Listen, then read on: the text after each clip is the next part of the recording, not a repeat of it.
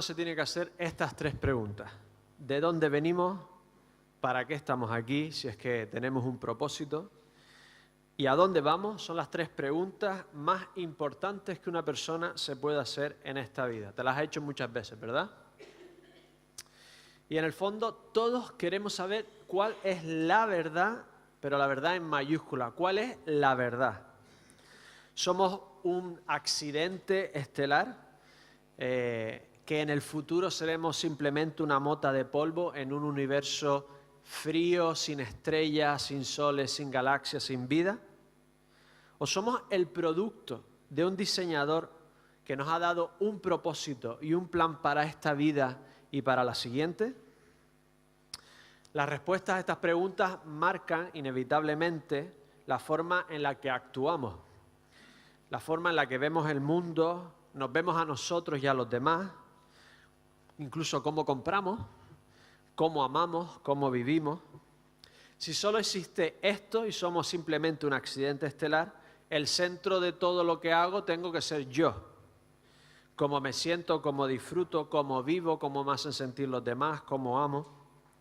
Pero si realmente hay un Dios, Él debería ser el centro, porque centrado en Él, Él me hará sentir mejor, disfrutar más, me hará vivir eternamente y amar sin límites. A Pilato, un oscuro un oscuro gobernador romano de segunda categoría, violento, temeroso, conocido por su trato sanguinario con los judíos, se le ofreció conocer la verdad, pero él decidió que no existía. Estudiemos su relato. Comenzamos, he puesto Pilato ante Jesús y no Jesús ante Pilato, porque al final nos damos cuenta quién es el que está haciendo las preguntas. Estamos en las últimas horas de Jesús. Los gobernantes judíos ya habían utilizado al destacamento romano de la fortaleza de la Antonia al noroeste del templo judío para apresar a Jesús. Y ahora lo traen al pretorio, la fortaleza romana, para que crucifiquen a Jesús. Hay un detalle muy curioso que es que se quedan fuera, porque en sus costumbres se leía: las viviendas de los no judíos son impuras, de acuerdo a sus textos judíos. Además, esto estaba alentado por la costumbre romana que tenían sobre todo los ricos en los palacios de enterrar los bebés cuando nacían y no eran del sexo adecuado, o no les convenía, o tenían alguna tara. Así que no se querían contaminar en una época tan importante como la Pascua. Ellos eran protagonistas en estas fiestas, seguramente eran los principales actores que sacrificaban la Pascua y hacían todas las fiestas, toda la semana de fiestas. Y la ironía es clara: se quedan fuera para respetar la ley ceremonial, para comerse el símbolo y matar a la realidad. El símbolo era el cordero que sustituía sus vidas y limpiaba sus pecados, pero rechazaban la realidad delante de ellos, esa realidad que era lo que representaba el símbolo delante de sus ojos. Y en su propia rebeldía estaban cumpliendo la misión del verdadero cordero, morir por ellos. Pero haciendo esto, algunos de ellos se quedarían fuera del poder salvador de este verdadero cordero pascual.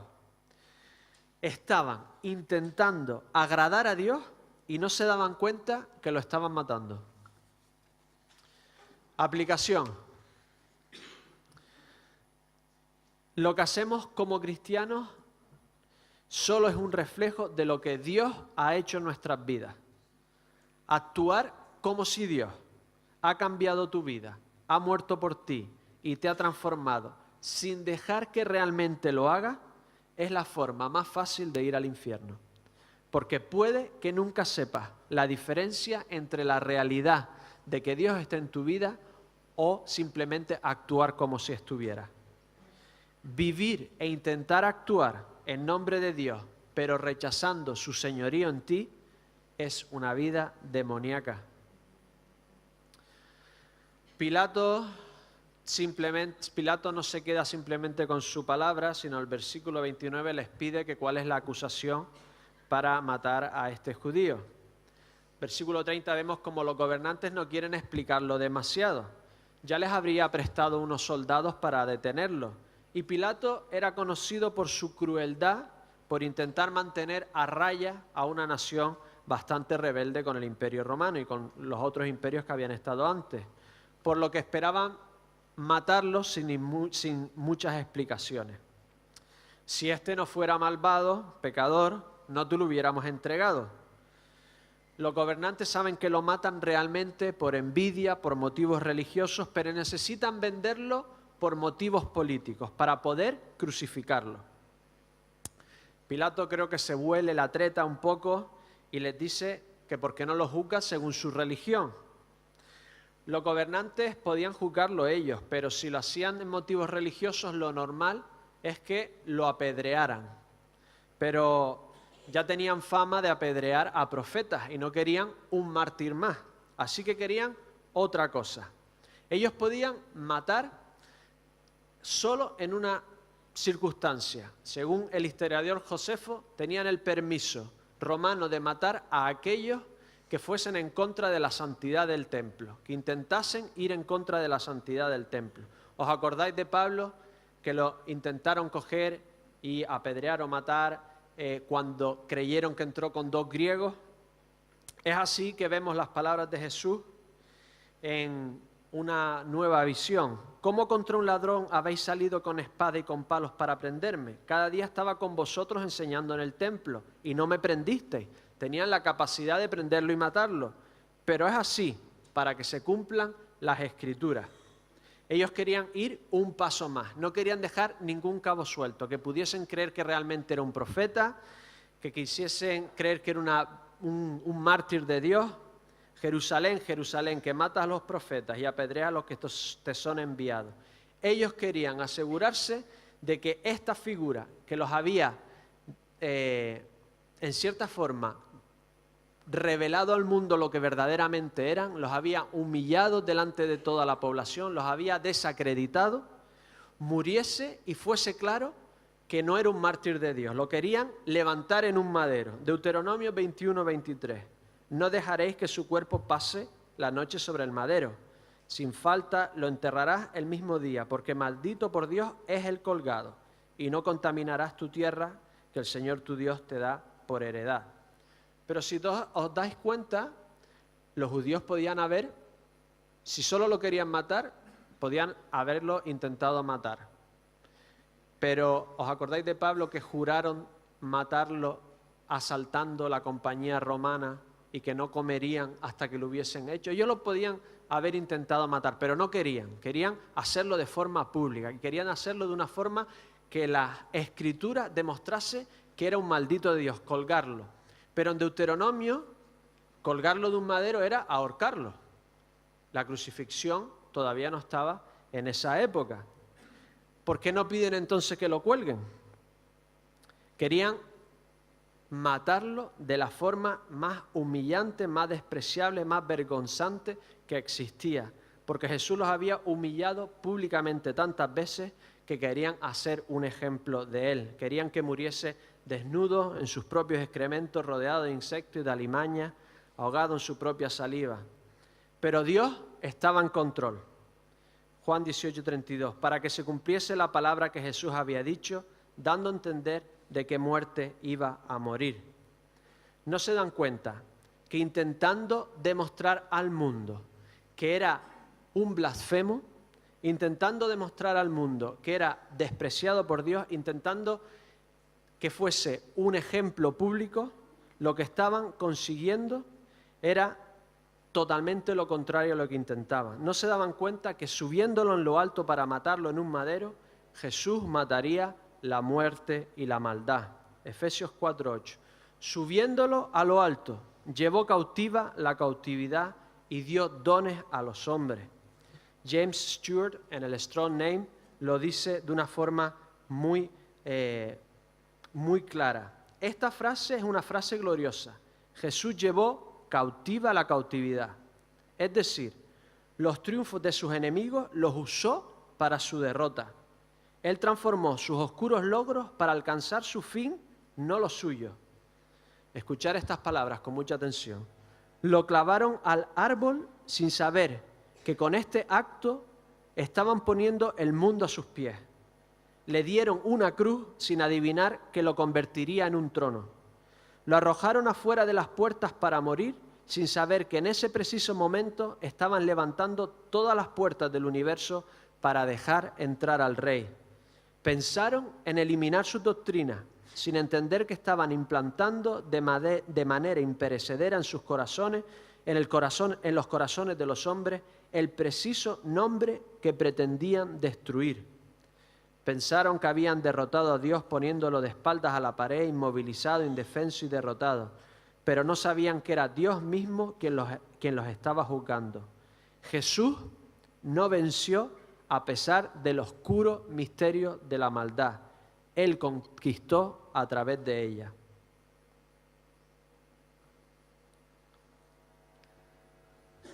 Si Dios no existe, el mal no existe. Solo somos unas moléculas modificando de alguna forma otras moléculas. Es increíble que después de matar a millones en los campos de concentración, de matar a millones de ucranianos, decenas de millones en la Revolución China, en Camboya, 20 millones de rusos en la Revolución Rusa, la sociedad ha decidido que realmente el mal no existe. Pero el mal es de lo más obvio y palpable que podemos ver en la sociedad humana y en nuestro corazón. La única forma de vencer el mal en ti y en esta tierra es dejar que el Dios que venció el mal te dé el don de una vida en Él pura, sin mancha, sin pecado, sin maldad y eterna. Dios utilizó el veneno de la muerte y la maldad y lo convirtió en medicina. Él te da el don a ti. Él le da el don a los hombres. Versículo 33. Pilato decide hacer su propio juicio. Así que comienza a hablar con Jesús. ¿Eres tú el rey de los judíos?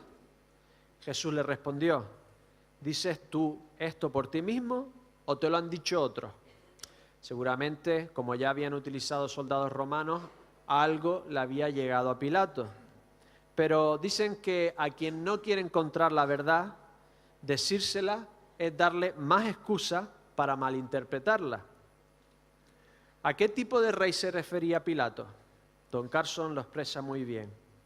Pilato se podría referir al tipo de rey judío que tenían en sus mentes. Las promesas de un descendiente perpetuo en el trono de David no se habían cumplido desde el año 587 a.C., donde ya ningún otro descendiente de David había reinado. Así que esperaban un rey del linaje de David, una de las razones por las que guardaban las genealogías con tanto celo. Este rey uniría a las 12 tribus, les daría poder, echaría a los opresores, juzgaría a los colaboracionistas, les daría relevancia mundial como en la época de David y Salomón, traería paz, prosperidad, protección en sus fronteras, llevaría el conocimiento del Dios vivo hasta lo último de la tierra. Y obviamente Jesús cumplió y cumplirá muchas de estas expectativas, pero en su primera venida no la función bélico-política. O se refería al rey que entendería un romano. Desde Herodes el Grande, hacía ya 3 décadas que no había un rey en Judea. El único rey en esa época era César, y así se lo recordaron a Pilato para poder crucificar a Jesús. Habían simplemente una serie de gobernadores de segunda instancia. Pero había ciertos revolucionarios, ciertos mesías, o que intentaban ser mesías, que a través de lo que hoy llamaríamos atentados, intentaban convertirse en este rey judío. ¿Sería Jesús este tipo de rey? En las academias militares de hoy en día se siguen estudiando la revuelta de los macabeos. 200 años antes de Cristo comenzaron las guerras de guerrillas. Ellos se inventaron la guerra de guerrillas. ¿Sería Jesús este tipo de guerrillero? Si era así, definitivamente era lo que hoy llamaríamos un terrorista y merecería la muerte. Pilato le pregunta, ¿son tus gobernantes los que me han entregado? ¿Qué has hecho? Y Jesús responde. Y Jesús responde de una de las formas más claras que hay en todas sus palabras en el Nuevo Testamento. Jesús a veces hablaba con parábolas.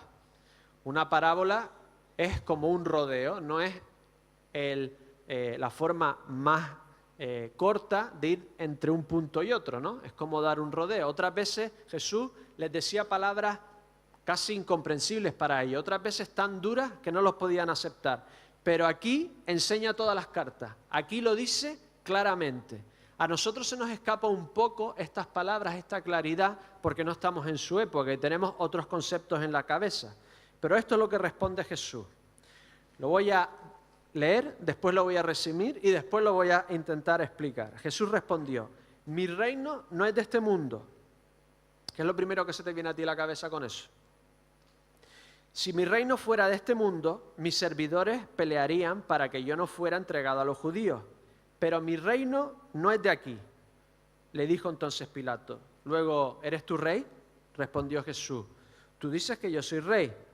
Yo para esto he nacido y para esto he venido al mundo, para dar testimonio de la verdad. Todo aquel que es de la verdad, oye mi voz. En resumen, esto es lo que está diciendo Jesús y después lo intento justificar. Yo soy rey, pero no el rey que tú o ellos piensan, sino un rey de otro mundo. Ahora os explicaré lo que entendería Pilato por esto. Y yo he nacido, pero no he nacido, yo he venido. Soy anterior a mi nacimiento para hablar de esta verdad, de que yo soy rey. Mi alma no empezó cuando yo nací, sino que he venido a este mundo. Por eso mis servidores, sean mis discípulos, el único romano que sufrió algo de los discípulos de Jesús fue Malco, y enseguida Jesús le pegó la oreja. O los ángeles, Jesús podía haber llamado a muchos ángeles, sean mis discípulos. Por eso mis servidores no han luchado para que no me entreguen a ti, porque soy de otro mundo. Y si estás al lado de la verdad, tú me creerás. Y si yo soy lo que te estoy diciendo, tú tendrías que convertirte en mis discípulos, en mis súbditos. ¿Qué se te viene a la cabeza cuando alguien te dice, esto no es de este mundo? Hoy en día lo exageramos todo. Todo es increíble, todo es fantástico, todo es fuera de este mundo. Así que si te dicen, he visto algo y es fuera de este mundo, te estás pensando que es una forma de decirte que fue genial, ¿verdad? O si te dice, esto no es de este mundo, te piensas que es algo extraterrestre, ¿no? ¿Qué entendió Pilato cuando Jesús les dijo, yo no soy de este mundo? El único mundo alternativo que podía pensar Pilato era el mundo de los dioses. Solo existía eso en su mente. O el mundo de los dioses o el mundo platónico, donde era una esfera divina perfecta y en este mundo físico se reflejaba de forma imperfecta lo perfecto en lo divino, y era un mundo de dioses, era un mundo divino. Cuando Jesús le dice a Pilato, yo no soy de este mundo, la única alternativa en la mente de Pilato fue, yo soy Dios. O en su mente politeísta puede que dijera, yo soy un Dios. Mi alma no ha nacido en el nacimiento, sino que yo soy preexistente. Jesús ya se lo dijo a sus discípulos. De cierto os digo, antes que Abraham fuese, yo soy. Y predicho por los profetas, Miqueas 2:5, pero tú, Belén Efrata, pequeña para estar entre las familias de Judá, de ti me saldrá el que será el Señor de Israel. Y sus salidas son desde el principio, desde los días de la eternidad. Jesús le estaba diciendo, yo soy Dios. Y esta es la culminación de toda revelación divina de la Biblia, desde el principio del Génesis hasta el final. Y el que entiende esta verdad está del lado de Jesús. Dios crea en el Génesis como en la época se relataban la creación de los templos, la construcción de los templos. Primero hace el exterior, los cielos y la tierra, es decir, el universo. Después se va amueblando y rellenando los astros, los animales, las plantas. Y al final pone su imagen dentro del templo. En esta ocasión Dios pone a los seres humanos para que reflejasen a Dios en la tierra. Pero los humanos, en vez de querer reflejar a Dios, quisieron ser Dios. Génesis 3:5, el día que comáis de él serán abiertos vuestros ojos y seréis como Dios, y por eso comieron, sabiendo el bien y el mal, o de alguna forma queriendo definir lo que está bien y lo que está mal, no aceptando lo que Dios decía, sino queriendo autodefinir lo que está bien y lo que está mal. Todo humano, desde el principio, ha querido ser su propio Dios. O si cree en alguno, ha querido que lo sirva a él. Y si no lo sirve, se ha buscado otro Dios. Todo hombre quiere decidir cuál es la realidad, qué está bien y qué está mal. Y quiere decidir que no existe otra verdad excepto la que uno se cree a sí mismo. Y Pilato contesta, ¿qué es la verdad? Otra forma de decir, no hay verdad. No existe la verdad. Pero sí le existe. Es Jesús. Él es Dios. Él es la imagen exacta de Dios. Filipenses, que mirándolo a Él estamos viendo al Dios mismo. Juan 14:9. Y que Él es el Rey del universo. Mira lo que decía un texto judío. El sello de Dios es verdad. ¿Pero qué es la verdad? Que Él es Dios viviente, Rey eterno. La verdad es el reinado supremo de Dios sobre todo el universo. Así que Adán, y a partir de Adán, nadie cumplió la función de gobernar en nombre de Dios. Pero Jesucristo al resucitar instaura, recupera este nuevo reinado.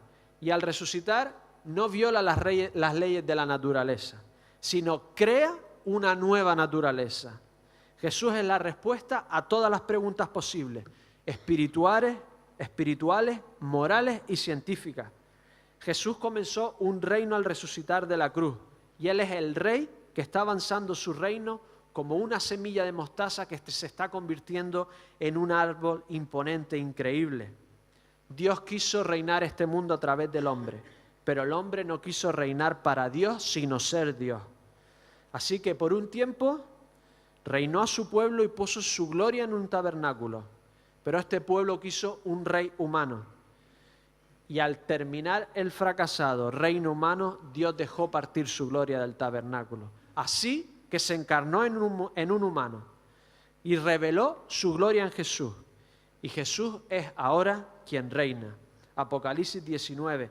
Y en su vestidura y en su muslo tiene escrito este nombre: Rey de Reyes y Señor de Señores. Y este Rey quiere avanzar su reino a través de nosotros, sus reales sacerdotes. Así que en este año, en el 2019, queremos celebrar 50 años de la presencia evangélica en Salou. Y estos 50 años no es más que una forma de cómo Dios ha ido imponiendo su reino en esta tierra, de cómo Dios ha ido creciendo y poniendo su nombre en esta tierra. En esta historia de 50 años queremos celebrar que Dios ha estado actuando. Tenemos servicios especiales, cenas, retiros, ya los iremos informando todos, porque queremos celebrar cómo el reino de Dios ha avanzado en estos 50 años. Queremos celebrar cómo está avanzando hoy, aquí y en nosotros, y celebrar en expectación cómo avanzará en el futuro. Así que el lema de nuestro año, de este año, será ser como Jesús, celebrando a Dios. Y nuestro versículo lema será Juan 12:28. Padre, glorifica tu nombre. Entonces vino una voz del cielo, y lo he glorificado y lo glorificaré otra vez. Jesús está glorificando al Padre, avanzando su reinado a través de nosotros, y nosotros vamos a glorificarlo a Él en todo lo que somos y hacemos. Y en este año lo que vamos a preguntarnos es esto: ¿cómo se parecería más mi vida y la vida de las personas que me rodean? Y aquí en Salou, ¿cómo se parecería más al reino completo de Jesús? Y en base a esto vamos a estar orando. Venga tu reino y hágase tu voluntad, como en el cielo, así también en la tierra.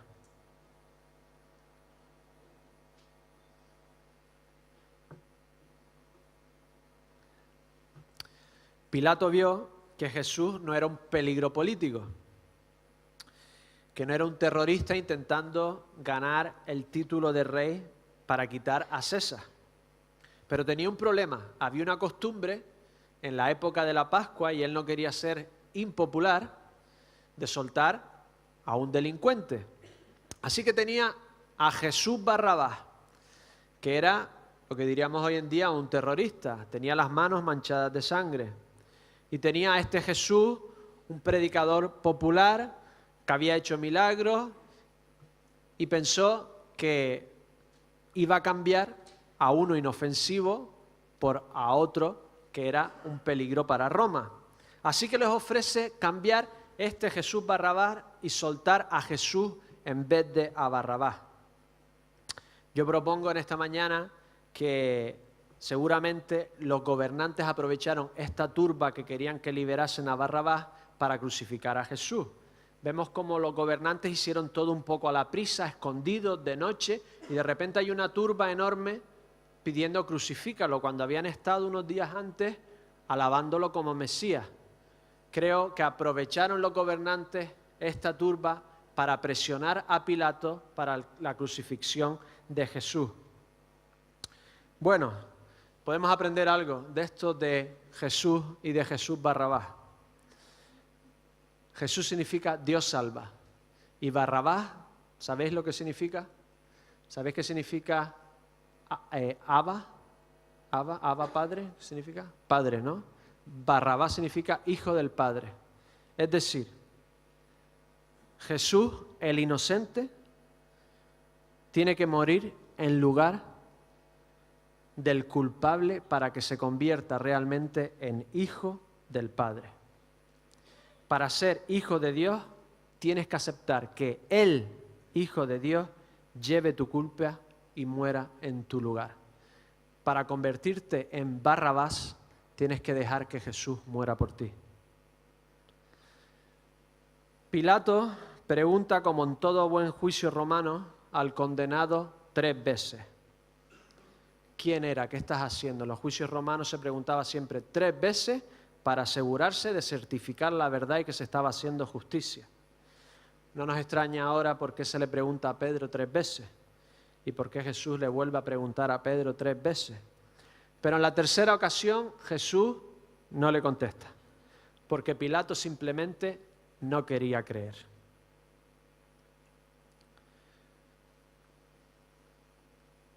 Cuando te acercas a Dios,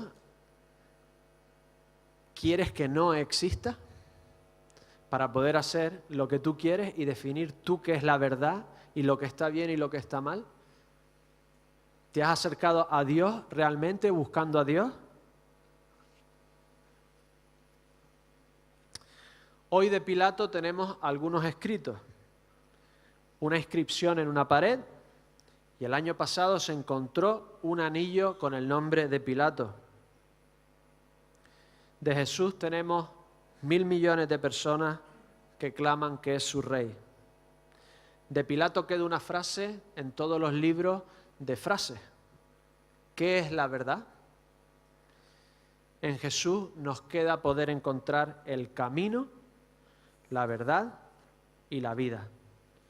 Jesús sabía de dónde había venido, qué vino a hacer y a dónde iba. Y solo en Él tienes la respuesta a las 3 grandes preguntas. ¿Qué te impide creer? ¿Qué te impide hacer que Jesús sea el Rey real de tu vida? Vamos a orar.